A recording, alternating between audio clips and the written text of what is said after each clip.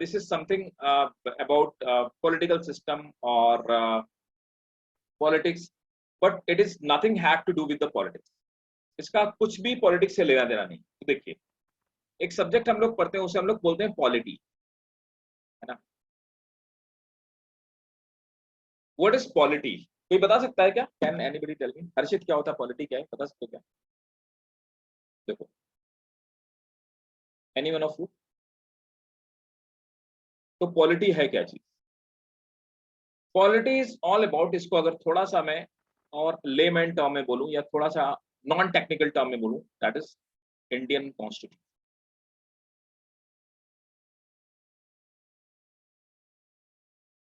अभी भाई Indian constitution क्या है?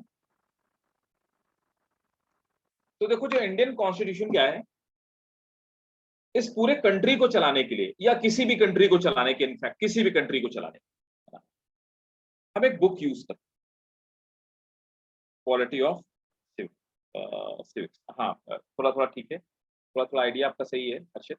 आप देखो, इंडियन कॉन्स्टिट्यूशन क्या है? It's a book. किसी भी कंट्री को चलाने के लिए एक बुक होती है, और उस बुक में लिखा होता है what to do, what not to do. ठीक है, उसमें ऐसा कहीं पे नहीं लिखा होता कि हाउ टू डू, कैसे करना है। ये आपका अपना खुद का एक प्रोसेस होगा, आपका अपना खुद का सिस्टम होगा। लेकिन क्या करना है, क्या नहीं करना, और जो करना है उसको करने का फ्रेमवर्क क्या होना चाहिए। मैं एक बहुत छोटा सा एग्जांपल देता हूं कि पॉलिटी वो बुक है जिसमें यह लिखा हुआ है कि इस पूरे कंट्री को चलाने के लिए एक हेड ऑफ स्टेट होगा, जिसको अपन प्रेसिडेंट बोलेंगे। तो बुक में लिखा हुआ है कि यहां पे एक हेड ऑफ स्टेट होगा, जिसको हम की प्रेसिडेंट बोलेंगे। उसने कहा कि इस कंट्री से इस कंट्री में, मैं इंडिया की बात कर रहा हूं, इस कंट्री में तो हर कंट्री की अपनी बुक है। तो इंडियन कॉन्स्टिट्यूशन ये कहता है कि इस कंट्री में एक बुक है जो डिसाइड करेगी कि what to do, what not to do, और उसको करने का फ्रेमवर्क क्या होगा। तो हमारे यहाँ इस बुक में लिखा हुआ है there will be head of state, जिसको हम प्रेसिडेंट कहेंगे। और अगर किसी भी कंट्री के साथ में अपन किसी भी तरह का एग्रीमेंट करते हैं, ट्रीटी करते हैं, या हम उसके साथ वॉर स्टार्ट करते हैं, तो फाइनली जिसके साइन पे ट्रीटी होगी, किसी भी तरह की कोई ट्रीटी होगी, किसी भी तरह का कोएलिशन होगा, और ये जिसके साइन पे वॉर स्टार्ट होगा, that will be the head of state, मतलब प्रेसिडेंट। आज की डेट में आप प्रेसिडेंट की पावर को बिल्कुल नहीं जानते हैं, लेकिन अनटिल अनलेस प्रेसिडेंट पेपर में सिग्नेचर नहीं करता कि we are going to start war, तब तक वॉर स्टार्ट नहीं किया सकता, और ना ही कोई एग्रीमेंट फाइनल माना जाता है, ना ही कोई ट्रीटी फाइनल मानी जाती है। तो इस बुक में लिखा हुआ है, ठीक है। उसने बोला कि इस बुक को चलाने के लिए, इस कंट्री को चलाने के लिए, यहां पर इस कंट्री में दो तरह के इंस्टीट्यूशन होने चाहिए। तो उसने बोला कि एक इंस्टीट्यूशन होगा, दैट विल बी पार्लियामेंट। तो उसने बोला कि एक पार्लियामेंट जगह होगी, इस पार्लियामेंट में दो तरह के क्या होंगे, दो तरह के अरेंजमेंट होंगे। तो एक उसने बोला कि लोकसभा होगा, और दूसरा उसने बोला कि राज्यसभा होगी। उसने बोला कि लोकसभा वो जगह होगी जहां पर पूरे कंट्री के लोग अपने लोगों को इलेक्ट करके, सेलेक्ट करके नहीं, इलेक्ट करके, इलेक्ट मतलब वोट डाल के, तो इलेक्ट करके पूरे कंट्री के लोग उसको यहां पे भेजेंगे। तो मैंने क्या किया कि मैं गया और मैंने यहां पे एक मेंबर ऑफ पार्लियामेंट, है ना, तो एमपी एक होता है, तो यहाँ पे जो लोग होते हैं इनको हम लोग एमपी बोलते हैं। तो मैंने क्या किया, एक आदमी को वोट दिया और वो जीत गया। अब मैं उस आदमी के पास जाता हूं, मैं उससे कहता हूं कि मेरे घर को जाने वाली एक जो सड़क है वो बिल्कुल टूटी हुई है, उसको ठीक कराना है। ये आदमी जाकर के लोकसभा में कहता है कि उस एरिया में एक रोड है वो बहुत टूटी हुई है, लोगों को बहुत प्रॉब्लम है, प्लीज फंड कीजिए, मैं उस रोड को बनवाना चाहता हूं। That's how the system work. In the same way, अभी सचिन तेंदुलकर साहब को, he is expert in games, लेकिन उनको, he is not a political figure, लेकिन वो अगर किसी भी तरह से हमारे कंट्री में जितने सारे गेम्स हो रहे हैं, हमने देखा इतने सारे गोल्ड मेडल जीते हमने, तो इस कंट्री को गेम्स में आगे ले जाने में वो बहुत सारा गाइड कर सकते हैं, बहुत कंट्रीब्यूट कर सकते हैं। लेकिन समस्या उनके साथ ये है कि सचिन तेंदुलकर साहब वो इलेक्शन नहीं लड़ सकते, he is not a political figure, और ना ही वो नेताओं की तरह जाके कंपेन कर सकते। तो हमने कहा कि हमारे पास भाई एक और प्लेटफॉर्म है, उसको हम राज्यसभा कहते हैं। तो राज्यसभा में वो स्पेशलाइज्ड लोग सेलेक्ट करके लाए जाते हैं, तो उनका सिलेक्शन होता है। तो हमने सिलेक्शन के बेसिस पे यहाँ पे राज्यसभा में सचिन तेंदुलकर टाइप के लोगों को और इसी तरह के साइंटिस्टों को, ऐसे बहुत सारे लोगों को जो इलेक्शन की मेन स्ट्रीम में नहीं आ सकते, पीपल उनको पीपल का रिप्रेजेंटेशन नहीं है उनको, लेकिन वो इस कंट्री की डेवलपमेंट में हेल्प कर सकते हैं, उनको हमने Rajya Sabha. It is all written in this book and that is called constitution of India. तो कॉन्स्टिट्यूशन वो बुक है जिस बुक की हेल्प से हम इस पूरे कंट्री को चलाते हैं, सिस्टम को चलाते हैं, right. So that is the book of constitution. Constitution में अलग अलग चैप्टर हैं। हर चैप्टर में ये लिखा हुआ है कि कैसे कंट्री को चलाया जाए, कैसे क्या किया जाए, गवर्नमेंट क्या करेगी, लोग क्या करेंगे, इलेक्शन कैसे होगा, पार्टीज कैसे होंगे, everything is written in this book. लेकिन इस बुक पे कहीं भी नहीं लिखा गया होगा बीजेपी होगी, कांग्रेस होगी, क्या होगी क्या नहीं होगी, ये तो आपको डिसाइड करना है क्या होगी क्या नहीं। लेकिन इस बुक पे लिखा हुआ है कि पार्टी होनी चाहिए, नेशनल पार्टी कौन होगी, स्टेट पार्टी कौन होगी, और कैसे इलेक्शन लड़ना है, कि स्टेट पार्टी नेशनल पार्टी कैसे बन सकती है, या आप अगर प्रेसिडेंट का इलेक्शन लड़ना चाहते हैं, या आप एमपी का इलेक्शन लड़ना चाहते हैं, एमएलए का इलेक्शन लड़ना चाहते हैं, तो उसमें कौन कौन सी एलिजिबिलिटी होनी चाहिए। और आपके पास एक और ऑप्शन, ये सब लोग जो पार्लियामेंट में हैं, इस बुक के अंदर वो एडिटिंग कर सकते हैं। अगर इस बुक में कोई चीज उनको लगती है ऐड करना है तो उसमें ऐड कर सकते हैं, और अगर उन्हें लगता है कि कोई चीज डिलीट करनी है तो डिलीट कर सकते हैं। एग्जाम्पल के तौर पे इस बुक में 1990 से पहले, ठीक है, 1990 से पहले, 1990 से पहले ये टर्म नहीं था, साइबर क्राइम। ऐसी कोई चीज एग्जिस्ट नहीं करती, साइबर क्राइम जैसी कोई चीज एग्जिस्ट नहीं करती। तो क्या हुआ, 1990 से पहले, 1990 से पहले बहुत सारे लोगों ने टेक्नोलॉजी का यूज किया, बैंक की साइट हैक की, बहुत सारी साइट्स हैक करके, गवर्नमेंट की साइट हैक करके पैसा उड़ा दिया, ठीक है, बहुत सारी साइट्स को बंद कर दिया, और भी बहुत सारे क्राइम किए, इनको हम साइबर क्राइम कहते हैं। तो 1990 के पहले टेक्नोलॉजी इतनी डेवलप नहीं थी और साइबर क्राइम जैसी कोई चीज नहीं हुई। धीरे धीरे 1990s के बाद ग्लोबलाइजेशन हुआ और टेक्नोलॉजी इंडिया में आई, और इंडिया में टेक्नोलॉजी डेवलप होना स्टार्ट हो गई, हमने उसका इंडियनाइजेशन किया, और बैंकिंग आ गई, ऑनलाइन बैंकिंग आ गई, नेट बैंकिंग आ गई। अभी आप देखते हो पेटीएम, गूगल पे, फला पे, ढिका पे, ऐसे करके ढेर सारे बहुत सारे एप्लीकेशंस आपके पास इंस्टॉल। तो गवर्नमेंट ने देखा कि बहुत सारे लोग जो हैकर हैं, अनएथिकल हैकर जो हैं, वो क्या कर रहे हैं कि इस कंट्री में बहुत क्राइम कर रहे हैं। तो उन्होंने क्या किया कि उन्होंने कहा कि अगर किसी भी तरह से कोई भी बंदा बैंक का पैसा उड़ाएगा तो उसको हम साइबर क्राइम में रखें, राइट। तो इन चीजों को आप इंक्लूड कर सकते हैं। तो इस बुक में एक ऑप्शन आपके पास और है, आप कुछ भी एडिट करके कुछ भी ऐड कर सकते हैं और कुछ भी डिलीट कर सकते हैं, अगर आपको लगता है कि वो, जैसे हमने क्या किया, हमने पार्लियामेंट में बिल पास किया और article 370 that was part of this constitution, हमने बोला कि आर्टिकल 370 जैसी कोई चीज एग्जिस्ट नहीं करती and we have deleted article 370। तो मैंने आपको दो चीजें बता दिया है ना, कि ये चीज हमने क्या किया, एडिट करके इंक्लूड कर दिया, और मैंने कहा मतलब ये चीज साइबर क्राइम हमने कॉन्स्टिट्यूशन में जोड़ दिया, और मैंने ये कहा कि आर्टिकल 370 नाम का एक आर्टिकल होता था, उसको हमने डिलीट कर दिया। और ये पहली बार नहीं हुआ, इसके पहले आर्टिकल 300, जो कि हमारे राजीव गांधी साहब थे प्राइम मिनिस्टर उस टाइम पे, उन्होंने आर्टिकल 300 जिसको राइट टू प्रॉपर्टी कहते हैं वो भी डिलीट किया। अब आते हैं बात, असली मुद्दे की बात क्या। तो यहां तक ये कॉन्स्टिट्यूशन की बुक है। आपको मेरे हिसाब से कुछ एक ब्रॉड आइडिया हो गया होगा कि कॉन्स्टिट्यूशन की बुक क्या होती है, व्हाट इज कॉन्स्टिट्यूशन और what is Indian constitution. Clear है। अब यस इंडियन सर। कॉन्स्टिट्यूशन कैसे बनाया गया, कैसे इसका यूज होता है ना, बहुत सारी चीजें पढ़ेंगे इसमें। इसके एक चैप्टर के बारे में आज हम पढ़ने वाले हैं जो सबसे ज्यादा इंपॉर्टेंट है, जिससे सबसे ज्यादा क्वेश्चंस पूछे जाते हैं, और ये आपके लिए समझने के लिए बहुत इंपॉर्टेंट। इसमें एक चीज है, फंडामेंटल राइट। फंडामेंटल राइट, तो फंडामेंटल राइट क्या है। इस पूरे कॉन्स्टिट्यूशन की बुक में एक चैप्टर है, वो कहता है फंडामेंटल राइट, तो वो डिफाइन करता है फंडामेंटल राइट। वो चैप्टर ये कहता है कि इस कंट्री में रहने वाला कोई भी बंदा जो इस कंट्री का सिटीजन है, यहां पर उसने बर्थ ली, वो उसकी बहुत जनरेशन से लोग रह रहे थे, सीए और एनआरसी ये चीज प्रूव करेगी कि कौन लोग इंडियंस नहीं या कौन लोग इंडियंस।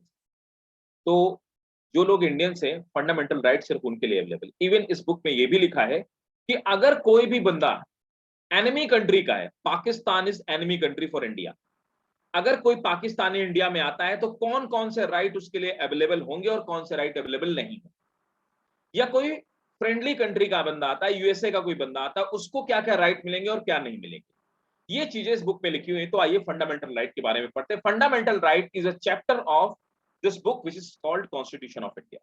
तो फंडामेंटल राइट ये बताते हैं कि किसी भी बंदे के पास राइट क्या है, मतलब ये मेरा राइट है, ये मैं गवर्नमेंट से जबरदस्ती ले सकता हूं, ये गवर्नमेंट से मैं फोर्सफुली ले सकता हूं, and government is liable to give it, और उसे देना पड़ेगा, किसी भी कंडीशन में देना पड़ेगा। ठीक है, तो फंडामेंटल राइट गवर्नमेंट से ऐसे राइट है जिनको हम लेते हैं। दूसरी चीज हम लोग थोड़े दिन बाद पढ़ेंगे, आगे मैं आपको पढ़ाऊंगा फंडामेंटल ड्यूटीज क्या होती है। तो कॉन्स्टिट्यूशन कहता है कि मैं आपको राइट देता हूं इस कंट्री में ये सब काम करने, लेकिन ये आपकी ड्यूटी भी है कि आप इस कंट्री को अच्छे से रखें और आप भी इसकी ग्रोथ में हेल्प करें। राइट क्या है? I can Rome across the world. मैं आज की डेट में अपनी कार घर से बाहर निकालता हूं, और अगर मेरे पास ड्राइविंग लाइसेंस है, अगर मेरे पास कार के डॉक्यूमेंट है, मैं इस पूरे कंट्री में कार को कश्मीर से लेकर कन्याकुमारी तक घुमा सकता हूं। कोई बंदा मेरे से ये नहीं पूछेगा कि तुम यहां क्यों टहल रहे हो। लेकिन in the same time fundamental duties भी है। फंडामेंटल ड्यूटीज ये कहती है कि अगर मैं किसी कंट्री के पार्ट में जाता हूं तो उसकी कल्चर को, उसके सेंटिमेंट्स को हर्ट ना करूं। अगर मैं किसी नेचुरल रिसोर्स का यूज करता हूं तो मैं उसे गंदा ना करूं। तो मेरी फंडामेंटल ड्यूटीज ये कहती हैं कि अगर ट्रैफिक के जितने भी रूल हैं, पुलिस वाला देखने वाला हो ना हो, मुझे वो रूल्स ब्रेक नहीं करना। तो फंडामेंटल राइट क्या है जो मुझे कॉन्स्टिट्यूशन से मिलते हैं, फंडामेंटल ड्यूटीज क्या है, ये कॉन्स्टिट्यूशन मुझे इंस्ट्रक्ट करती है ना। तो इंस्ट्रक्शन में क्या है, इसमें कोई पनिशमेंट नहीं है ना। फंडामेंटल ड्यूटी ये कहती है कि आप कहीं पे सड़क पे थूके नहीं, ठीक है, आपको थूकना नहीं है, आपको गंदगी नहीं फैलाना है, ठीक है। लेकिन अब क्या होता है, फंडामेंटल ड्यूटीज के बाद क्या होता है, अगर आप ड्यूटी को नहीं फॉलो करते तो गवर्नमेंट डिसाइड करेगी कि आपको पनिश करना है कि नहीं करना। तो बहुत सारी जगह पे लिखा होगा कि spitting is prohibited over here, जैसे दिल्ली मेट्रो में लिखा हुआ है, और अगर आप स्पिटिंग करेंगे तो आपके ऊपर 200 रुपए का जुर्माना लगाया जाएगा और आपको 1 महीने की सजा भी हो सकती है। तो कॉन्स्टिट्यूशन ये कहता है क्या करना है क्या नहीं करना है, लेकिन अगर इसको नहीं फॉलो करते हो तो कॉन्स्टिट्यूशन में ये कहीं नहीं लिखा है कि आपको पनिशमेंट कैसे मिलेगा। तो देखो, अगर कोई इन राइट्स को, इन ड्यूटीज को फॉलो नहीं करता है तो गवर्नमेंट ने 2 छोटी छोटी डायरेक्टरी बना रखी, उसे बोलते हैं सीआरपी, क्रिमिनल्स पीनल कोड। ये बताएगी कि अगर आदमी पब्लिक प्लेस पे स्पिटिंग करता है तो उसको क्या सजा मिलना चाहिए, ठीक है। तो सीआरपीसी, अगर आप कोई क्राइम करोगे, अगर आप चोरी करोगे, तो ये जो एक डायरेक्टरी है उससे आपको पनिशमेंट दिया जाएगा। एक होती है IPC, Indian penal code. Indian penal code क्या कहती है कि किसी आदमी ने क्राइम तो नहीं किया है, लेकिन उसमें रूल्स का वायलेशन किया है ना। जैसे कि उसने क्या किया कि पब्लिक प्रॉपर्टी को तोड़ दिया है, भारत सरकार का उसने क्या किया है, नुकसान किया है। तो आईपीसी क्या होती है, नॉन क्रिमिनल जो ऑफेंस है, ठीक है, उनमें आईपीसी को कवर करते हैं। क्रिमिनल जो ऑफेंस होते हैं उनमें सीआरपीसी बुक देखी जाती है। तो आईपीसी और सीआरपीसी 2 ऐसी बुकलेट हैं जो कॉन्स्टिट्यूशन को देख करके बनाई गई हैं, और गवर्नमेंट आईपीसी और सीआरपीसी का यूज करता है इसके लिए, ये इसके लिए यूज करता है किसी को पनिश करना। तो कॉन्स्टिट्यूशन वो बुक है जिसमें लिखा हुआ है क्या करना है क्या नहीं। आइए फंडामेंटल राइट के बारे में, यहां तक आपको आइडिया हो गया होगा कि व्हाट इज कॉन्स्टिट्यूशन। सीआरपीसी समझ में आ गया, आईपीसी। Yes sir. हाँ जी, ठीक है सर आईपीसी क्रिमिनल ऑफेंसेस से रिलेट नहीं करता। नहीं, आईपीसी होता है ये सिविल ऑफेंसेस से रिलेट करता है। एग्जाम्पल के तौर पे अगर आपका किसी के साथ लैंड का डिस्प्यूट है, जमीन का विवाद है, तो आपको जो अगर वो 20,000 से कम का है तो आप डिस्ट्रिक्ट कोर्ट में जाएंगे और सिविल जज आपका मामला देखेगा, है ना। और अगर वो 20,000 से ऊपर का है तो हाई कोर्ट भी आप जा सकते हो, और हाई कोर्ट में जो सिविल जज होगा वो आपका मामला देखेगा, है ना। और अगर किसी बंदे ने किसी को मार दिया है ना, तो आप जैसे आप अभी आप देख रहे हो लखनऊ वाला एक वो वीडियो बहुत वायरल हो रहा है ना। तो उस लड़की को पकड़ लिया गया, उसके ऊपर पुलिस चार्जशीट बनाएगी। अब उसको ले जाया जाएगा, तो उसको जो पनिशमेंट मिलेगा ना वो आईपीसी के तहत नहीं मिलेगा, उसको सीआरपीसी से मिलेगा, है ना। उसने क्राइम किया है, किसी आदमी को मारा है, तो सीआरपीसी से उसको पनिश किया जाएगा।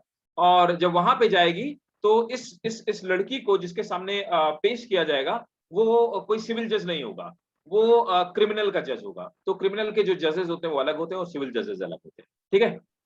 सर लेकिन जैसे कोर्ट अनाउंसमेंट्स में ऐसे नहीं बोलते आईपीसी की धारा या आईपीसी सेक्शन हाँ, इसका। Right right. तो आईपीसी वो बुक है जिसमें लिखा हुआ है कि उसका अब उसमें किसको, उसे किस कैटेगरी का क्राइम किया, है ना।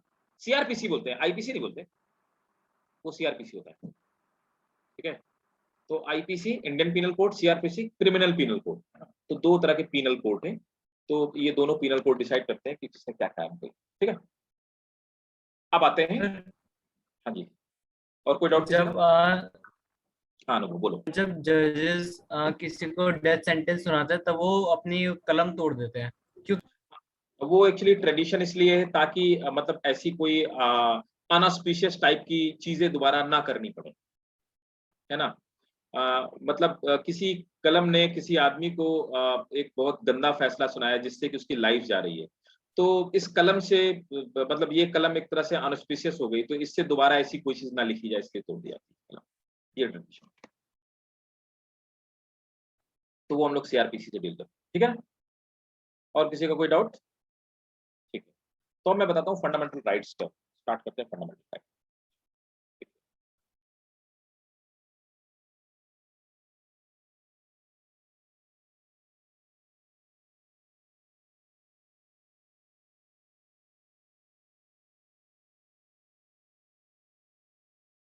अब देखो, तो मैंने बोला कि एक चैप्टर है फंडामेंटल राइट, है ना। और इस चैप्टर में, ये जो हमारा चैप्टर है फंडामेंटल राइट का जो चैप्टर है, इस चैप्टर के अंदर, है ना, फंडामेंटल राइट जो चैप्टर है, इस चैप्टर के अंदर बहुत सारे क्या आर्टिकल होते हैं, है ना। तो जैसे हम लोग क्या करते हैं, अपन ने मान लो कोई भी बुक पढ़ते हैं अपन, तो अपने क्या है, फिजिक्स की बुक पढ़ते हैं, केमिस्ट्री की बुक पढ़ते हैं, बायोलॉजी की पढ़ते हैं, मैथ्स की, तो क्या होता है उसमें चैप्टर होते हैं। और हम लोग देखते हैं कि चैप्टर के अंदर क्या होता है। चैप्टर के अंदर दे रखा है टॉपिक 1, टॉपिक 2, टॉपिक 3। तो वैसे ही फंडामेंटल एक राइट चैप्टर है, मतलब इस तरह के कॉन्स्टिट्यूशन में बहुत सारे चैप्टर हैं, और चैप्टर के अंदर दिया होता है आर्टिकल 1, आर्टिकल 2, आर्टिकल 3। तो इस तरह से चैप्टर में अलग अलग आर्टिकल हैं, और हर आर्टिकल में लिखा हुआ होता है कि इसका क्या मतलब होगा और इस आर्टिकल में क्या क्या चीजें होती हैं। आइए आगे पढ़ते हैं तो आपको थोड़ा सा और समझ में आएगा। देखो,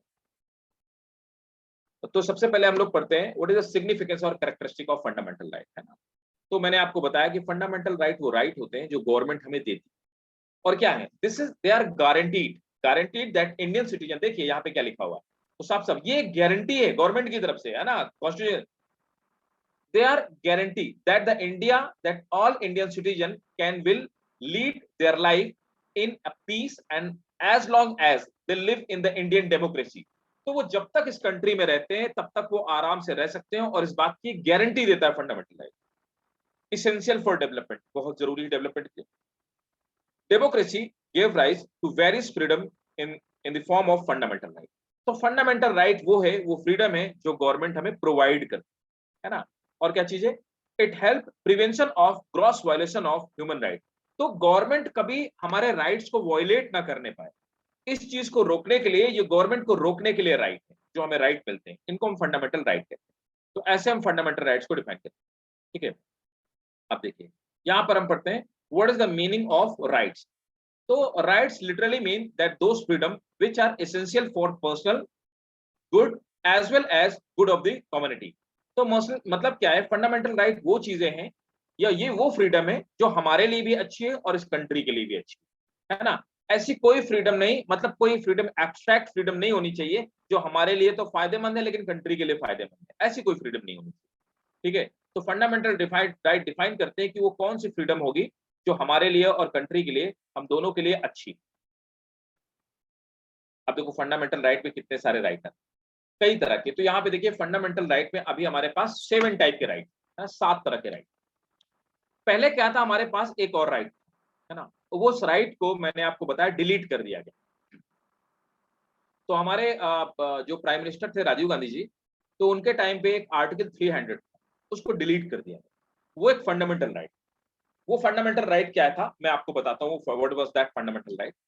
वो था राइट टू प्रॉपर्टी। अब राइट टू प्रॉपर्टी क्या है, तो राइट टू प्रॉपर्टी क्या है, गवर्नमेंट के लिए अगर कोई चीज डेवलपमेंट में उसके ऑब्स्टेकल क्रिएट कर रही है तो गवर्नमेंट उसको हटा देती है, ऐसा जनरली होता है। तो राइट टू प्रॉपर्टी क्या है, राइट टू प्रॉपर्टी ये था कि मेरा घर बना हुआ है, मेरी शॉप बनी हुई और मैं वहां पे बिजनेस करता हूं, गवर्नमेंट चाहती है कि यहां से एक रास्ता निकाला जाए जिससे कि इस शहर में रहने वाले सब लोगों को हेल्प मिल सके। मैंने बोला देखो भाई साहब, ये मेरी प्रॉपर्टी है और ये मेरा पूरा सोल राइट, मैं यहां से रास्ता वास्ता कुछ नहीं निकलने दूं। क्यों? आप रास्ता निकालोगे मेरे शॉप के ऊपर से, मेरे घर के ऊपर से, और क्या होगा? आपके रास्ता निकालने से मेरी शॉप और मेरा घर सब तो बर्बाद हो जाएगा।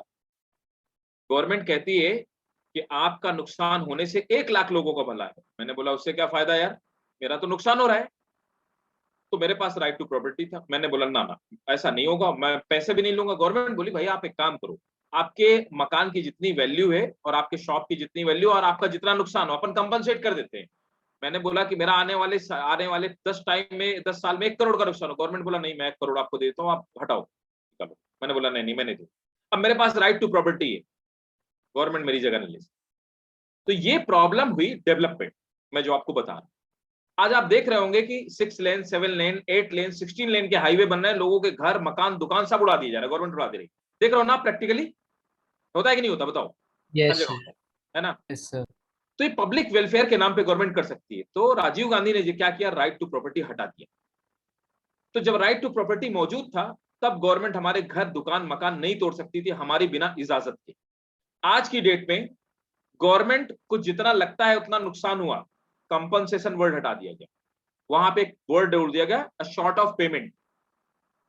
गवर्नमेंट को लगा कि आपका मकान 20 लाख रुपए का मकान गवर्नमेंट ने तोड़ा है, गवर्नमेंट आपके हाथ में 20 लाख रुपए देखेगी और आपसे बिना पूछे मकान को तोड़ देगी। पब्लिक वेलफेयर, जबरदस्ती नहीं, पब्लिक वेलफेयर। तो हाईवे अगर जा रहा है तो मकान, दुकान जितना पार्ट आएगा उसको गवर्नमेंट उड़ाते हुए चली जाएगी, जितना हिस्सा उसने लिया है उस जगह की वैल्यूएशन के हिसाब से आपको पेमेंट करती है। तो राइट टू प्रॉपर्टी एक राइट था जिसको हटा दिया गया। आपसे ये क्वेश्चन पूछा जाता है कि which right had been omitted or deleted from the constitution of India. तो right to property had been omitted or deleted from the constitution of India. आपको याद रखना है, एक राइट हटा है। ठीक है, तो फंडामेंटल राइट में ऐसा ही एक राइट था जो राजीव गांधी जी के टाइम पे हटा दिया, है ना? ठीक है, अब आगे आते हैं। तो पहला है राइट टू कॉन्स्टिट्यूशनल रेमेडी, है ना? नहीं, पहले से यहां से स्टार्ट करते हैं, तो आखिरी वाला है भाई। यहां से स्टार्ट करते हैं। राइट टू इक्वलिटी, है ना? सबको इक्वल माना जाएगा। अब राइट टू इक्वलिटी और डिटेल में क्या है अभी मैं आपको बताता हूं। तो राइट टू इक्वलिटी का यह मतलब है कि कॉन्स्टिट्यूशन के सामने चाहे आप मुकेश अंबानी हो, चाहे आप अदानी हो, चाहे आप प्राइम मिनिस्टर ऑफ इंडिया हो, चाहे आप प्रेसिडेंट ऑफ इंडिया हो, और चाहे आप रिक्शा पुलर हो, और चाहे आप कोई फार्मर हो, irrespective of any kind of the like discrimination, constitution के लिए आप बराबर हैं। अगर किसी बंदे को मार दिया है, क्राइम किया है, तो उसको सीआरपीसी 302 के अंडर में जो भी उसका पनिशमेंट है वो उसको मिलेगा, तय है, चाहे आप कोई भी हो। और उतना ही पनिशमेंट मिलेगा। इस बेसिस पे पनिशमेंट नहीं कम किया जा सकता कि आप प्रेसिडेंट रहे हैं या आप प्राइम मिनिस्टर रहे। ठीक है? और सबको कोर्ट के सामने जाकर के उस कटघरे में खड़े होकर के पेशी देनी पड़ेगी। कोई स्पेशल ट्रीटमेंट नहीं कि आप घर में रह सकते हैं। तो गवर्नमेंट जैसा कहेगी और जो लॉ लिखा है, तो कॉन्स्टिट्यूशन सबके बराबर इसलिए इक्वल है, किसी के साथ कोई भेदभाव नहीं करता, कोई डिस्क्रिमिनेशन। फिर है right to freedom, article 19, article 22। Right to freedom ये कहती है कि हर आदमी को फ्री होकर के इस कंट्री में रहने का अधिकार है। आप किसी आदमी को बोलने से नहीं रोक सकते, तो फ्रीडम ऑफ स्पीच यहीं से आता है। किसी आदमी को सही बात बोलने से नहीं रोक सकते, that should not be abusive, that should not be hurting sentiments of any person. आपकी बात लॉजिकल होनी चाहिए। अभी मेरे सड़क के सामने गड्ढा है, मैं खुल के बोलूंगा, मैं यूट्यूब में बोलूंगा, मैं टीवी चैनल में बोलूंगा, मैं सामने बोलूंगा मेरे घर के सामने गड्ढा है और गवर्नमेंट ने इस गड्ढे को नहीं भरा। आप ये बात बोलने से मुझको रोक नहीं सकते। That is freedom of speech, है ना? तो राइट टू फ्रीडम यही। ठीक है, मैंने बोला मैं अपनी कार निकाल के पूरे कंट्री में घूमूंगा, मेरे पास गाड़ी का लाइसेंस है, मेरे पास ड्राइविंग लाइसेंस है, और मेरे पास वो हर लीगल चीज है जो कार चलाने के लिए चाहिए। तो गवर्नमेंट मेरे को नहीं रोक सकती कि तुम कश्मीर नहीं जाओ, मैं अनटिल अनलेस वो नेशनल सिक्योरिटी के लिए इंपॉर्टेंट है। ठीक है, अब आते हैं right against exploitation. Right against exploitation का ये मतलब है कि कोई भी आदमी इस कंट्री में मुझे एक्सप्लॉयट नहीं कर सकता, चाहे वो ब्यूरोक्रेट हो, चाहे वो गवर्नमेंट हो, चाहे वो कोई पब्लिक फिगर हो, चाहे मेरे पड़ोसी हो। तो कोई आदमी मुझे एक्सप्लॉयट नहीं कर सकता। किसी भी तरह का एक्सप्लॉयटेशन के अगेंस्ट मैं खड़ा होऊंगा, और इसका प्रोटेक्शन मुझे कॉन्स्टिट्यूशन देता है कि भाई साहब आप किसी आदमी को एक्सप्लॉयट नहीं करो। ठीक है, और अगर एक्सप्लॉयटेशन होता है तो मैं उसके खिलाफ कोर्ट मूव कर जाऊंगा, और ये कॉन्स्टिट्यूशन ने मुझे राइट दिया। ठीक है, next, right to freedom of religion. ठीक है, मैं इस कंट्री में किसी भी रिलीजन को मानने के लिए फ्री। आप जबरदस्ती मेरा रिलीजन चेंज नहीं कर सकते हैं, और आप जबरदस्ती मुझसे ये नहीं कह सकते कि मैं ये क्यों कर रहा हूं, लेकिन दैट शुड बी डिसेंट, वो डिसेंट होना चाहिए। इसका ये मतलब नहीं है कि मैं अपने रिलीजन को फॉलो करने के लिए किसी आदमी को मारूं, किसी आदमी को पीटूं, ठीक है, या मैं बिना कपड़े के सड़क पे घूमूं। ये फ्रीडम गवर्नमेंट हमें नहीं देती। तो फ्रीडम क्या है? रिलीजियस फ्रीडम का मतलब ये होता है कि that should be decent as per norms of society. तो सोसाइटी के नॉर्म के हिसाब से वो डिसेंट भी होना चाहिए। ऐसा नहीं है कि आप कुछ भी रिलीजन के नाम पे करें, तो उसकी डिसेंसी डिसाइड। ठीक है, कल्चरल एंड एजुकेशनल राइट, है ना। इस कंट्री में अगर मैं चाहूं कि मुझे संस्कृत पढ़ना है, या इस कंट्री में मैं चाहूं कि किसी कल्चर को मैं फॉलो करना चाहता हूं, तो मेरी कल्चर को प्रोटेक्ट करने के लिए, उस कल्चर को फॉलो करने के लिए वो मेरा राइट। एग्जाम्पल के तौर पे सिखिज्म में एक राइट है, पूरे कंट्री में एक नॉर्म है कि आप कभी भी 6 इंच से बड़ा चाकू नहीं रख सकते। ठीक है, और अगर वो चाकू 6 इंच से बड़ा है तो उसमें धार नहीं होनी चाहिए, उसमें धार नहीं हो सकती। लेकिन एक्सेप्शन क्या है? सिखिज्म में सिखों के पास राइट है, वो 12 इंच से बड़ा चाकू रख सकते हैं। ठीक है, लेकिन उसके अपने कंडीशन से कि कहाँ रख सकते हैं, कहाँ नहीं रख सकते, लेकिन वो इसको रख सकते हैं, और इसके लिए उनको लाइसेंस की जरूरत है। ठीक है, तो ये क्या है? रिलीजन को फॉलो करने के लिए गवर्नमेंट ने फ्रीडम दे रही है। ठीक है, लेकिन इसका ये मतलब नहीं आप उस चाकू से किसी को मार सकते, ये प्रोहिबिटेड है। ठीक है, दैट इज क्राइम, है ना।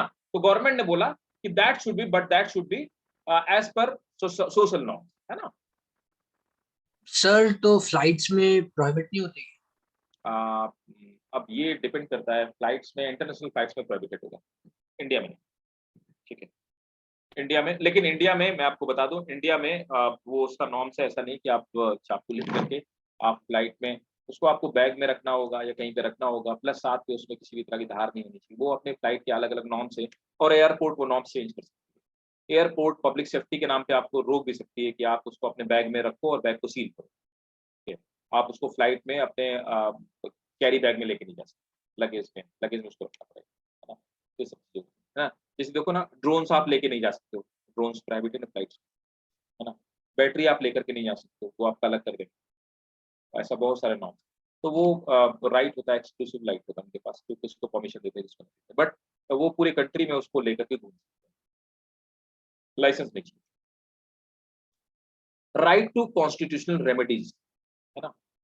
तो बहुत सारी छूट है जो गवर्नमेंट ने दे रखा है, कि गवर्नमेंट ने बहुत सारी फैसिलिटीज दे रखी है।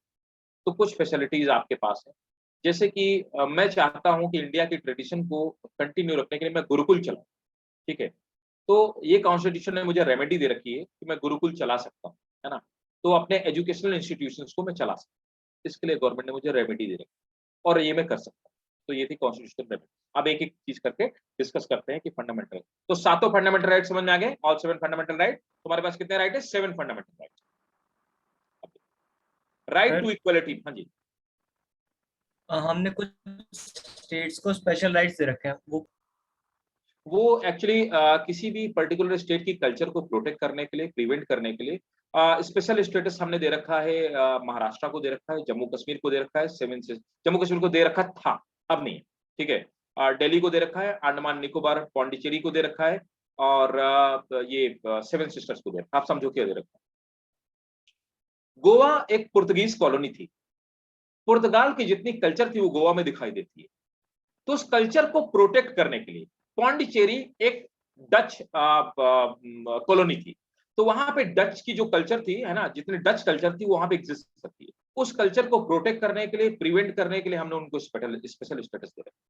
नॉर्थ ईस्ट में अपनी ट्राइब्स है, उन ट्राइब की एक ट्राइबल कल्चर है, और वो कल्चर इंडिया की अपनी कल्चर है, वो इंडिया की अपनी धरोहर है, हेरिटेज, वो खत्म ना होने पाए, इसके लिए हमने स्पेशल स्टेटस दिया। क्लियर है? ओके।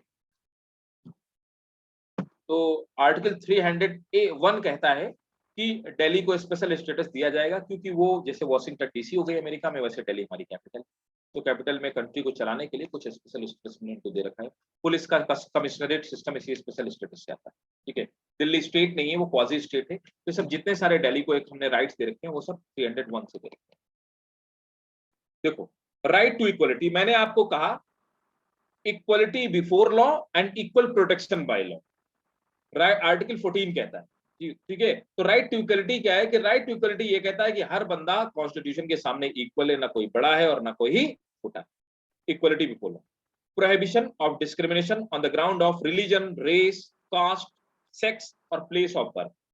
इन सब चीजों के बेसिस पे किसी बंदे को रिलीजन के बेसिस पे डिस्क्रिमिनेशन नहीं किया सकता, उसकी रेस के बेसिस पे आप नहीं कह सकते कि आप निग्रो हो, अगर वो इंडियन सिटीजन है तो वो निग्रो हो, कुछ भी हो, वो इंडियन सिटीजन है पहले, ठीक है, बाद में वो जो भी हो। तो आप इस बेसिस पे ब्लैक एंड व्हाइट वाला जो डिस्क्रिमिनेशन पूरे अक्रॉस द वर्ल्ड चलता है, ब्रिटिशर चलाते हैं, पूरे इंग्लिश पीपल चलाते हैं, हमारे यहाँ ऐसा कोई डिस्क्रिमिनेशन नहीं। कास्ट के बेसिस पे कोई डिस्क्रिमिनेशन नहीं। प्लेस ऑफ बर्थ के बेसिस पे ऐसा नहीं कह सकते कि तुम जम्मू कश्मीर में पैदा हुए, हम तुमको यहाँ नहीं रहने देंगे, यू कैन नॉट से like that. Equal opportunity in the matter of employment, मैं मेरी पैदाइश कहीं पे भी हुई हो या कोई बंदा तमिलनाडु में पैदा हुआ, आप उसको इस बेसिस पे रोक नहीं सकते हो कि तुम तमिलनाडु में पैदा हुए हो तो तुम्हें यूपी में जॉब नहीं मिलेगी, दिल्ली में जॉब नहीं मिलेगी, राजस्थान में नहीं मिलेगी। He can get job each and every part of. Article 14 ये कहता है, अब यहाँ पे फंडामेंटल राइट हमारे स्टार्ट होते हैं आर्टिकल 14 से, अभी हमने थोड़ी देर पहले देखा। तो ये जितने सारे आर्टिकल आपको दिखाई दे रहे हैं ये इक्वलिटी के, है ना, equality before law and equal protection by law, ठीक है।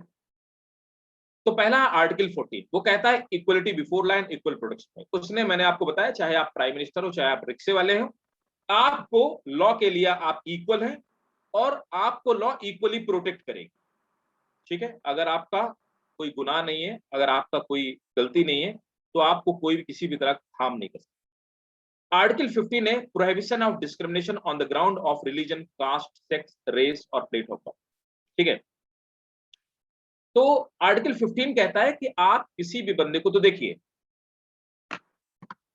ब्रिटिशर ने अपने कंट्री में वोटिंग का राइट 1970 में दिया, 1970 के बाद दिया। हम जिस दिन फ्रीडम हमें मिली हमने बोला, तो ब्रिटिशर कहते हैं कि फीमेल्स को वोटिंग का राइट 1970 के बाद दिया। आप देखिए वो अपने आप को ज्यादा एडवांस, ज्यादा मॉड मानते हैं, ऐसे बहुत सारे कंट्री है, इवन अमेरिका में भी वो वोटिंग राइट फीमेल को बाद में मिला। हमारे यहाँ वोटिंग का जो राइट है वो आज से नहीं है, 6th सेंचुरी बीसी, ठीक है, sorry 6th century AD, sorry 6th century, हाँ 6th सेंचुरी एडी। तो 6th सेंचुरी एडी वो समय था, फर्स्ट सेंचुरी जब क्रिश्चियनिटी पूरे वर्ल्ड में आई, 6 एडी इस्लाम इंडिया में, मतलब पूरे वर्ल्ड में आया। और इसके पहले बहुत सारे कल्चर, मोहनजोदड़ो, हड़प्पा, ये सब आ चुकी थी। पूरे वर्ल्ड में सबसे पहली डेमोक्रेसी थी इंडिया में, एक स्टेट था उसको बोलते हैं लिच्छवी, ठीक है। Ashoka was the son of princess of Licchavi, ठीक है, जिनको आप द अशोका बोलते हैं, द ग्रेट अशोका बोलते हैं, वो लिच्छवी की राजकुमारी के बेटे थे, है ना। तो Licchavi was one of the greatest state, ये बिहार का एक पर्टिकुलर रीजन है, वहां पे था। तो लिच्छवी में वो पूरे वर्ल्ड की पहली डेमोक्रेसी थी। लिच्छवी में जो राजा होता था उसको पब्लिक वोट करके इलेक्ट करती थी, तो इलेक्शन के थ्रू होता था। तो पूरे वर्ल्ड में पहली डेमोक्रेसी इंडिया में एग्जिस्ट हुई 6 एडी में। लेकिन बुक्स में जो इनक्रिप्टेड है और आज की डेट में हम ये कहते हैं कि डेमोक्रेसी 17th सेंचुरी में नेपोलियन बोनापार्ट में फ्रांस में स्टार्ट, ठीक है। तो डेमोक्रेसी हमारे कंट्री में पहले से थी। और जब डेमोक्रेसी थी, इसके पहले जीसस क्राइस्ट के पैदा होने के 3500 साल पहले, ठीक है, it is written in history, 3500 BC में मोहनजोदड़ो हमारे यहाँ एक सभ्यता थी, एक सिविलाइजेशन थी। वहां पे दो चीजें थी, सभा और समिति, ठीक है। सभा और समिति जैसे हमारे यहाँ पार्लियामेंट है उस तरह की पार्लियामेंट होती थी और उसमें वुमेन पार्टिसिपेट करती थी, इसके हमारे पास रिलिक्स है, ठीक है। तो हमने वुमेन्स को पार्टिसिपेशन 3500 साल पहले, जीसस क्राइस्ट के पैदा होने के 3500 साल पहले दे दिया।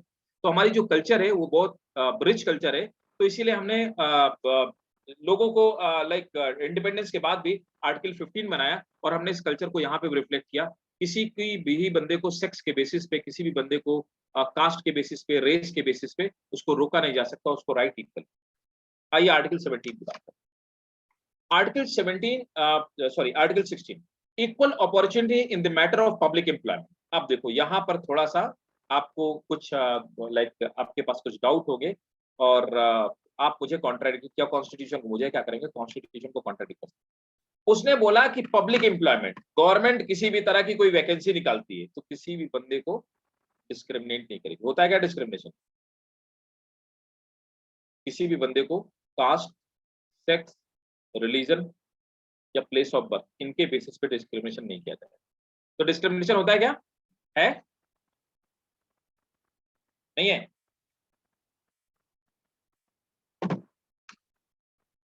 रिजर्वेशन इसका एक्सेप्शन है। इक्वलिटी इन पब्लिक एम्प्लॉयमेंट, तो public employment civil services exam आप यूपीएससी का एग्जाम देंगे उसमें schedule caste, schedule tribes, all backwarded class सबका रिजर्वेशन, ठीक है। और हैंडीक्राफ्ट का भी रिजर्वेशन, सॉरी हैंडीकैप लोगों का भी रिजर्वेशन। तो अब आप बोलोगे कि भाई अपॉर्चुनिटी तो सबको बराबर मिलनी चाहिए, फिर रिजर्वेशन किस बात का या डिस्क्रिमिनेशन किस बात का? तो यहाँ पर गवर्नमेंट ये लिखती है, इसमें पूरा मैंने नहीं लिखा, यहाँ पे गवर्नमेंट कॉन्स्टिट्यूशन में लिखा हुआ but if any like if any part of the country or any part of like the population is socially or educationally backward, so government can reserve some seats for them. तो हमने वहां पर social backwardness से लेकर के reservation लाए और हमने रिजर्वेशन यहाँ पे रखा है। वो आर्टिकल 16 का क्या है? आर्टिकल 16 का एक्सेप्शन। तो हमने कास्ट के बेसिस पे रिजर्वेशन डाल दिया यहाँ पर। वो आर्टिकल 16 का आर्टिकल 16 में ही एक सब वहाँ पे सेक्शन होता है, आर्टिकल के अंदर सेक्शंस होते हैं। तो सेक्शन में लिखा हुआ है कि अगर कहीं भी कोई भी पार्ट एजुकेशनली बैकवर्डेड है या सोशली बैकवर्डेड है उसको अपलिफ्ट करने के लिए हम रिजर्वेशन ला सकते हैं, ठीक है। आर्टिकल 17 कहता है प्रोहिबिशन ऑफ अनटचेबिलिटी। आप नहीं कह सकते कि कोई भी बंदा किस कास्ट का है या किस रिलीजन का है या किस पार्ट का है वो आपको नहीं टच करेगा, या आप अनटचेबिलिटी किसी भी फॉर्म में, फिजिकल फॉर्म या वर्बल फॉर्म में अगर आप यूज करते हैं तो दैट इज क्राइम।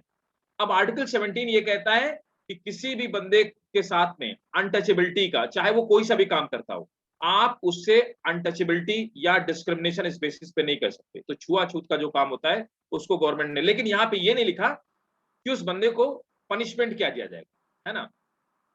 तो अब क्या हुआ, सीआरपीसी आई, तो कॉन्स्टिट्यूशन पनिशमेंट नहीं देता है। सीआरपीसी में लिखा हुआ है कि अगर कोई बंदा अनटचेबिलिटी करेगा तो उसको 7 साल की सजा है, ठीक है।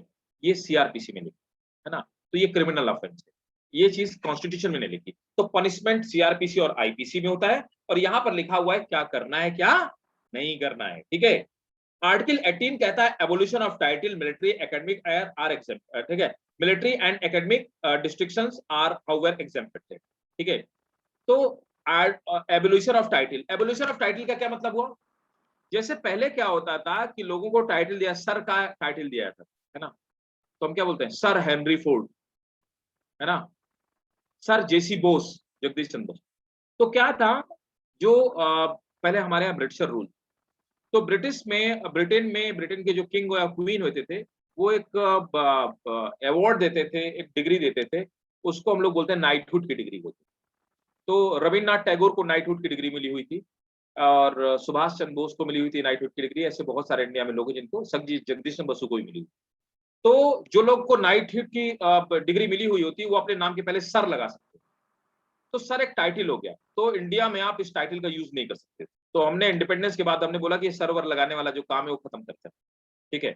लेकिन आप डॉक्टर लगा सकते हैं क्योंकि वो एजुकेशनल डिग्री, पीएचडी है आप तो डॉक्टर लगा सकते हैं क्योंकि वो एक एजुकेशनल डिग्री है ना। तो आप जैसे मेजर लिख सकते हैं क्योंकि वो एक क्या है, मिलिट्री डिग्री। तो मिलिट्री और एकेडमिक डिग्री इससे एग्जेप्टेड थी। आज की डेट में हमारे प्राइम मिनिस्टर नरेंद्र मोदी जी आए, उन्होंने बोला कि कोई भी आदमी अपने एम्बेसडर के आगे, अपनी कार के आगे नहीं लगा के लगेगा कि वो एमपी है या एमएलए है। देखो ना, हटवा दिया ना सबका बोर्ड। उन्होंने बोला कि ये नीली लाल बत्ती लगाने वाला जो काम है खत्म करो इसको, एम्बुलेंस के ऊपर लगेगी, पुलिस के ऊपर लगेगी, लेकिन नेता लगा के नहीं चलेगा। तो उन्होंने कहां से लगाया, उन्होंने आर्टिकल 18 का ही कॉन्स्टिट्यूशन का सेक्शन लिया और बोला ऐसा नहीं किया जाएगा। क्लियर है सबको? Yes sir, yes yes sir. Right to freedom, है ना। अब फ्रीडम के राइट क्या क्या है, क्या है फ्रीडम? फ्रीडम एब्स्ट्रैक्ट नहीं हो सकती कि आप कुछ भी करो, आप सड़क पे ऐसे ऐसे ड्रिफ्टिंग करो, अपनी कार लेकर के आप ड्रिफ्टिंग कर रहे हो, ये नहीं फ्रीडम है ना। फ्रीडम एब्स्ट्रैक्ट नहीं है। आप कार चला सकते हो भाई साहब, ड्रिफ्टिंग नहीं कर सकते, है ना। आप बाइक चला सकते हो लेकिन स्टंट नहीं कर सकते, है ना, वो प्रोहिबिटेड है। तो राइट टू फ्रीडम में क्या आता है, right to freedom of expression, मैंने बोला कि मेरे सड़क पे गड्ढा है मैं बोलूंगा। Freedom to assemble peacefully without arms, मैं कहता हूं बिना किसी आर्म्स के बहुत सारे लोग इकट्ठा होकर के, आप देखो लोग कैंडल मार्च करते हैं, है ना। फ्रीडम टू मूव, देखो freedom to form association unions, मजदूर यूनियन हम बनाएंगे, ये हमारी फ्रीडम है। Freedom to move freely throughout territory of India, मैंने आपको बताया कि मैं अपनी कार लेके पूरे भारत में घूम सकता हूँ। Freedom to reside and settle any part of the territory of India, अभी मैं बोलूंगा कि यहाँ पे गर्मी मुझे बहुत लगती है दिल्ली में, मैं जाके हर्षित क्या उत्तराखंड में रहूंगा, तो ये मुझे रोक नहीं सकता है, ठीक है। ये नहीं कह सकता कि सर मैं आपको नहीं रहने दूंगा, है ना, क्योंकि भाई मेरे पास फ्रीडम है। तो जम्मू कश्मीर में आर्टिकल 317 में फ्रीडम रोक रखी थी, हमने कहा कि आर्टिकल हटा देते, अभी आप जम्मू कश्मीर जाकर रह सकते हो, ठीक है, आप लैंड ले सकते, यू हैव राइट, ठीक है। तो आर्टिकल 370 इसका एक्सेप्शन था, हमने उसको हटा दिया, है ना। Freedom to practise any profession और कैरी ऑन ऑक्यूपेशन, ट्रेड और बिजनेस, तो ये कोई भी डिसेंट ट्रेड है तो उसको आप कर सकते हो भाई, आप कोई नहीं रोक सकता मेरे को कि नहीं सर आप पढ़ाओगे नहीं, आप ये मतलब आपको पढ़ाना नहीं, और ये गलत बात है, तो ये मुझको कोई रोक नहीं सकता। लेकिन इसका ये मतलब नहीं कि कोई बंदा ह्यूमन ट्रैफिकिंग करना स्टार्ट कर, दैट इज प्रोहिबिटेड, है ना। तो आपको कोई भी प्रोफेशन चूज करने का राइट है, but that should be decent and that should be like not against the norms of society और नॉर्म्स ऑफ कंट्री, ठीक है। तो फ्रीडम में अब आर्टिकल 18 तक क्या था, राइट थे, अब ये फ्रीडम आ गई, कौन कौन सी फ्रीडम है, आर्टिकल 19। तो देखो freedom of speech and expression article 19 में ऐड किया गया, ये पहले नहीं था, इसको ऐड किया गया है ना। फ्रीडम टू असेंबली, इकट्ठा होने का freedom. Freedom to form association, मैंने अभी बताया। फ्रीडम फॉर मूवमेंट, हमने बोला हम किसी चीज का अपोज करेंगे, सीए का अपोज किया लोगों ने, एनआरसी का अपोज किया, फ्रीडम है, कर सकते हैं भाई। अभी देखो ना जितने सारे किसान है वो इसका बिल का अपोज कर रहे हैं ना, एग्रीकल्चर बिल का, ठीक है, एग्रीकल्चर फॉर्म बिल का, कर सकते हैं, यह राइट है हमारे पास। फ्रीडम रेजिडेंस एंड सेटलमेंट, कहीं भी मैं रह सकता हूँ जाकर के। Freedom of profession, occupation, trade and business, मैं कोई भी काम किसी कंट्री के पार्ट पे कर सकता हूँ, ये मेरा राइट है ना। मैं आलू बेचूंगा, मैं मखाना बेचूंगा, मैं कुछ भी बेचूंगा, या मैं किसी आदमी को पढ़ाऊंगा, ये मेरे पास पूरी freedom. Article 20, protection in respect of conviction of offences, देखो अगर कोई भी काम मैंने किया है तो बिना किसी प्रूफ के कोई आदमी मेरे को जाकर के जेल में नहीं कर सकता, या कोई आदमी पकड़ के नहीं ले जा सकता, ठीक है। अगर कोई क्राइम किया है तभी आपको पकड़ा जा सकता है ना। तो किसी भी ऑफेंस को, किसी भी काम को करने के लिए, है ना, तो अगर मुझे पकड़ा गया है तो गवर्नमेंट को पहले बताना पड़ेगा कि आपने क्या गलत किया। दूसरी चीज, मुझे मेरे एडवोकेट पकड़ने से पहले मुझे 24 घंटे के अंदर मुझे मेरे एडवोकेट से मिलने की क्या है, फ्रीडम है।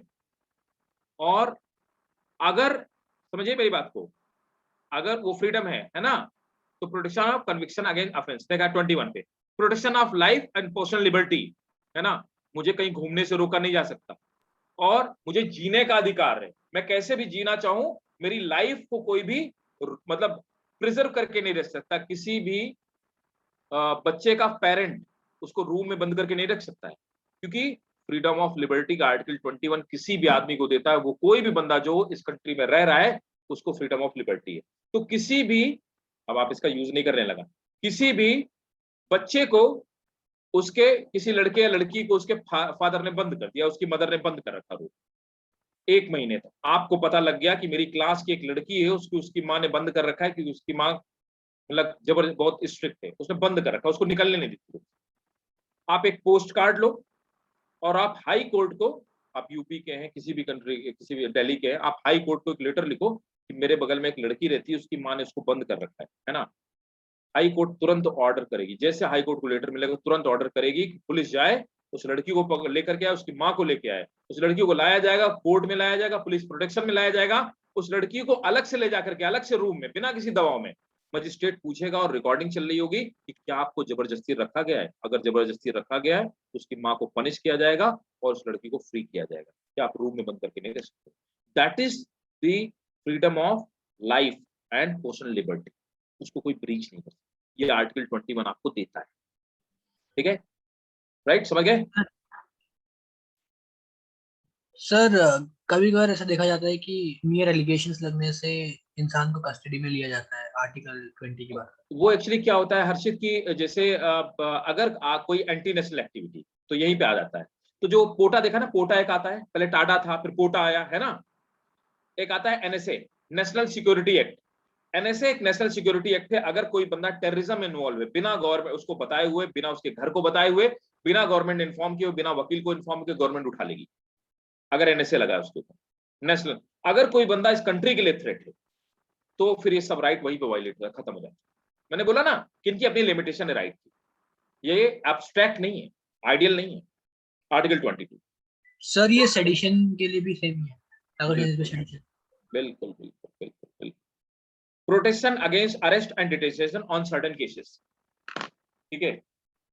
Okay sir. वैसे लीगली आपको बताऊं कि रात के टाइम पे सूरज ढलने के बाद है ना, किसी भी फीमेल को अरेस्ट नहीं किया जा सकता, पुलिस उस पर निगाह तो रख सकती है, अरेस्ट नहीं कर सकती, ठीक है। किसी भी बंदे को, ऐसे या सेडिशन कुछ भी लगाओ। हाँ सर फिर चाहे उस फीमेल पे एनएसए ही क्यों लगाओ।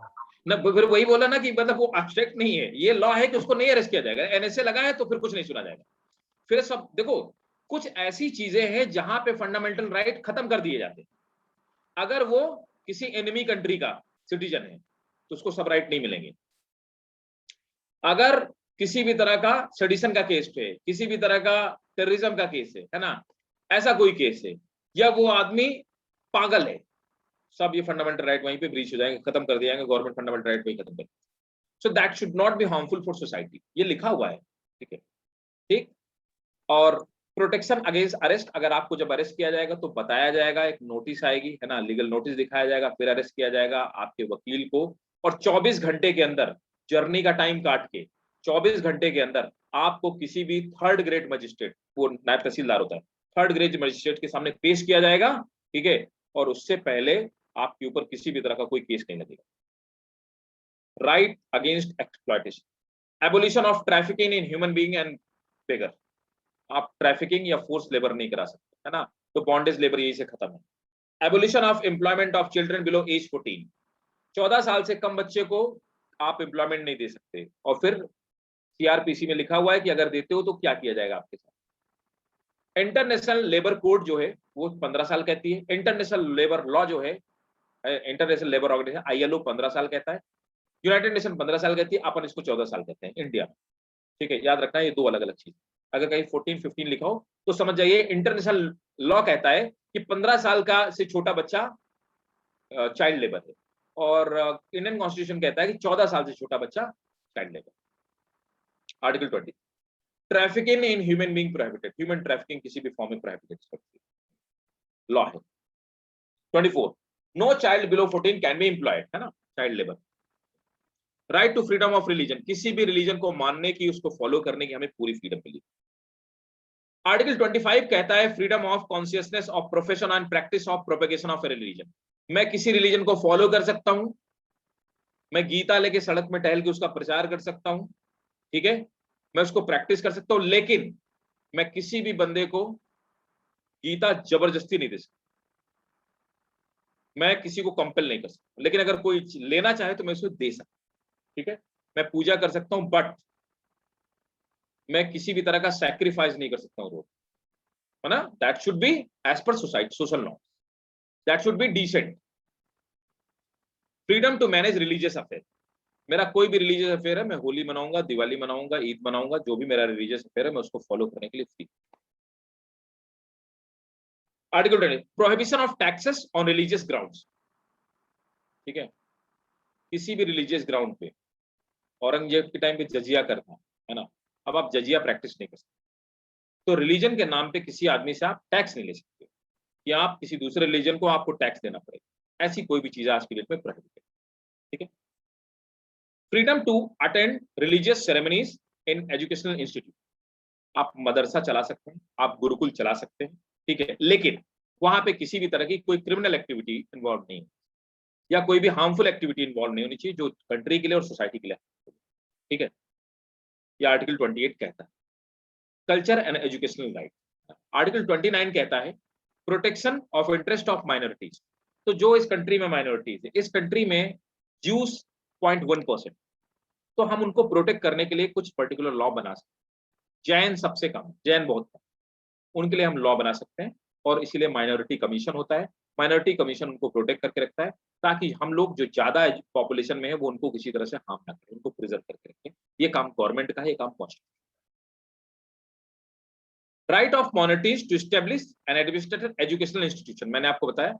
तो बुद्धिस्ट लोग अपने बुद्ध स्तूपा बना सकते हैं और वो उन्होंने अपनी मोनेस्ट्रीज बना रखी है, मोनेस्ट्री में वो अपने रिलीजन को प्रोपेगेट कर सकते हैं, पढ़ा सकते हैं, कुछ भी कर सकते हैं।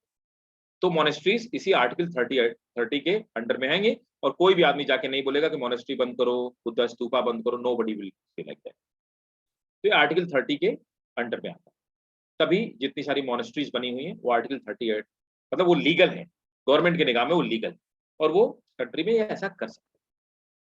Article 31 omitted bye 44th amendment, तो मैंने आपको बताया राइट टू प्रॉपर्टी को खत्म कर दिया और उसको हटा दिया।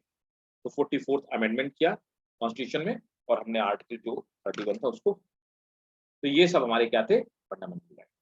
क्लियर है? Yes sir. तो ये सारे फंडामेंटल राइट थे। वॉज इट इंटरेस्टिंग और नॉट? यस यस है ना?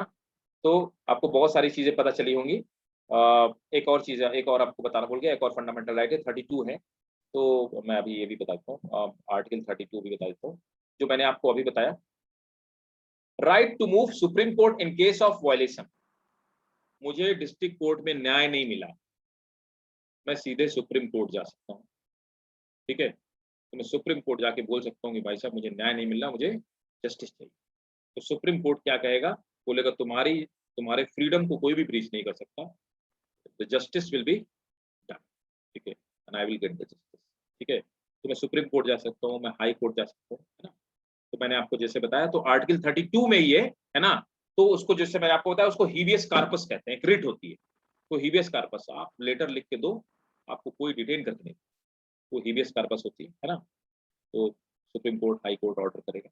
ये सब रिट जो होती है, जो आपने रिट सुना हो, वो आर्टिकल 32। क्लियर है? ठीक है, so this was all about the fundamental right. Hope ये आपको इंटरेस्टिंग लगा होगा। और सर ये आप तो जो आर्टिकल 35 कॉन्स्टिट्यूशनल रेमेडीज भी। क्या क्या हर्षित, सर आर्टिकल 35 तक नहीं था ये? वो मतलब वो रेमेडीज, वो फिर ड्यूटीज में आ जाएगा, वो राइट नहीं है। Okay okay. ड्यूटीज अलग है, तो फंडामेंटल ड्यूटीज अलग है, फंडामेंटल राइट अलग है।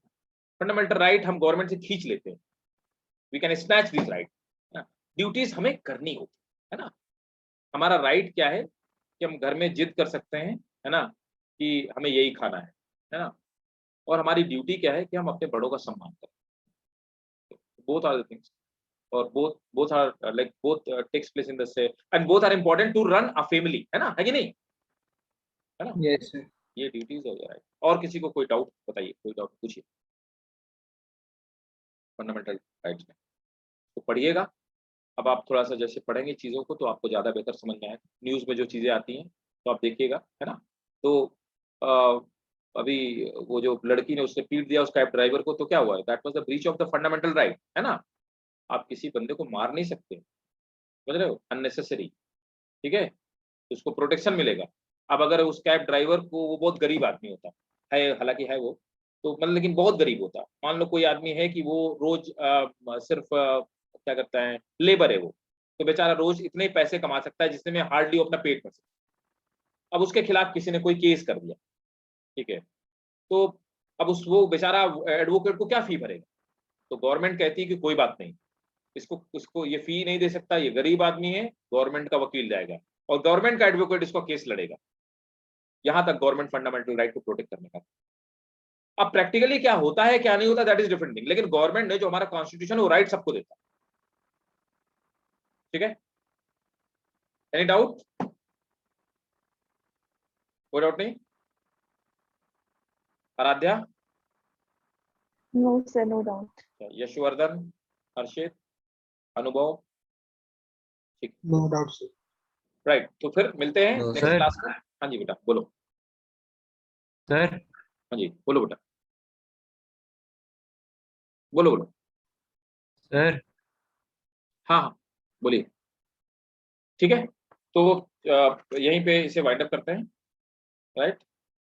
और कोई डाउट किसी को? नहीं डाउट ना? तो चलो, see you. सर हाँ हाँ जी, कोई कौन बोल रहा है, मुझे आवाज नहीं आ रही। सर टेक्निकल एंट्री स्कीम के बारे में बता दीजिए। कौन सी स्कीम?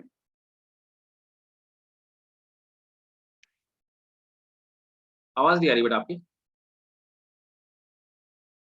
Hello hello. ठीक है, तो मिलते हैं अभी, जिसका भी डाउट रहा हो। मेरा क्लास का टाइम हो गया और यहीं पे एंड अप करते हैं, वाइंड अप करते हैं और मिलते हैं नेक्स्ट क्लास में। और कोई भी डाउट हो आप नेक्स्ट क्लास पे आइए, पूछिए, बिल्कुल। चलो bye, good night, take care all of you. Thank you sir, okay good sir. Welcome बेटा, bye, good night all of you. Sir हाँ जी, कौन पूछ रहा है? मुझे आवाज नहीं आ रही।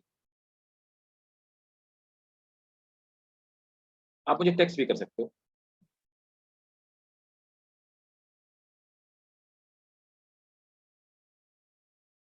कर दिया है। आप टेक्स्ट भी कर सकते हो। अभी माइक से भी मुझे पता नहीं लगता। एवरीवन चैट पे डाला है। हाँ हाँ, अनुभव, हाँ बोलो। चैट पे भी मुझे नहीं आ रहा बेटा। सर टेक्निकल एंट्री स्कीम के बारे में बता दीजिए।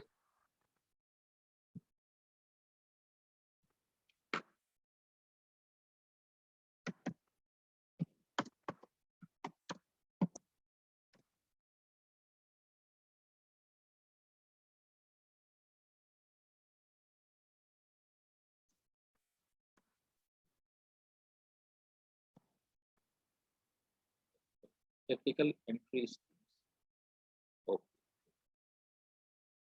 देखो ये जितनी सारी स्कीम्स होती है ना, टेक्निकल एंट्री स्कीम्स होती है ना, तो टेक्निकल एंट्री स्कीम्स में लाइक लाइक मतलब आप प्रिसाइजली किसके बारे में पूछ रहे हैं? सिविल्स के बारे में पूछ रहे हैं ना? ईएस? सर एनडीए के बारे में। अच्छा, एनडीए का टेक्निकल पूछ रहे हैं, ओके ठीक है। तो यूपीएससी में देखो, हाँ एनडीए, देखो एनडीए में क्या होता है कि नॉर्मली जितने सारे बच्चे होते हैं वो जाते तो सबको देना पड़ता है, एनडीए का ही प्रॉपर एग्जाम होता है ना।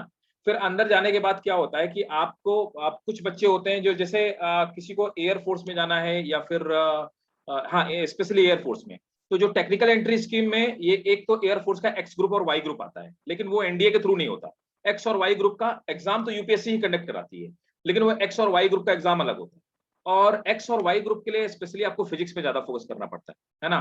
तो वो टेक्निकल एंट्री के लिए जो लोग एयरफोर्स वाले होते हैं उनको उनके लिए चाहिए होता है। फिर क्या होता है कि एनडीए का आप नॉर्मल एग्जाम देते हो, एनडीए में भी कुछ सब ग्रुप्स होते हैं जिसमें टेक्निकल एंट्रीज मिलती हैं, जैसे कि जो लोग रेडियो देखते हैं, है ना, जो लोग रडार देखते हैं, तो उनके लिए भी क्या होता है, फॉर एकेडमी में जाने के बाद अंदर आपको स्पेशलाइज्ड कोर्स करना पड़ता है, उसके बाद फिर आपको टेक्निकल एंट्री मिल जाती है। तो वहां से एनडीए से भी वो टेक्निकल बच्चे पिक करते हैं। दूसरा, जिनको डायरेक्टली जाना होता है तो एक्स और वाई ग्रुप के एग्जाम के थ्रू एंटर करते हैं, ऐसा। सर जैसे हाँ 12th के बाद भी क्या कहते हैं ये एसएसबी का सीधे बुलाते हैं टेक्निकल एंट्री स्कीम के अंडर वाला बता दीजिए। एसएसबी के थ्रू डायरेक्टली बुलाते हैं, वो कैसे? जैसे एसएसबी के लिए डायरेक्टली बुलाते हैं। नहीं देखो ना, मैंने बताया ना कि एक तो ये हो गया ना कि एनडीए के थ्रू जिन बच्चों को बुलाते हैं, तो एक तो वो एंट्रेंस तो लेते ना, एक्स ग्रुप, वाई ग्रुप और एनडीए का तीन ही एग्जाम होते हैं, तीन ही एग्जाम के यस थ्रू सर। लेते हैं, तीन ही एग्जाम होते हैं। और उसमें क्या है ना कि आप जिन बच्चों का जिनका एसएसबी डायरेक्टली निकल गया है ना, जिनका एसएसबी क्लियर होना है या एसएसबी क्लियर हो गया, ठीक है, उन बच्चों को अलग से टेक्निकल के लिए बुला लेते हैं, टेक्निकल। या फिर गवर्नमेंट क्या करती है, जैसे एनडीए वाले क्या करते हैं कि स्पेशली कुछ कुछ जॉब्स निकालते हैं, लेकिन वो हमेशा वो कंटिन्यूअस नहीं है, वो कंटिन्यूअस हर बार वैकेंसी में नहीं आती है। एनडीए का जब भी नोटिफिकेशन आएगा तो हमेशा नहीं आती है नोटिफिकेशन टेक्निकल एंट्रीज के लिए, हमेशा नहीं आता। वो some time they release that notification, otherwise बाकी जितनी एंट्री होती है एक्स ग्रुप, वाई ग्रुप और डायरेक्ट एनडीए के थ्रू, ठीक है। Yes sir. और अगर कोई क्वेरी हो, कोई स्पेशल केस हो तो लेके आना मेरे पास नेक्स्ट क्लास में, है ना, मैं बता दूंगा, है ना। Yes sir. ठीक है, चलो मिलते हैं नेक्स्ट क्लास में। Thank you sir, good night. Welcome, bye, good night, take care.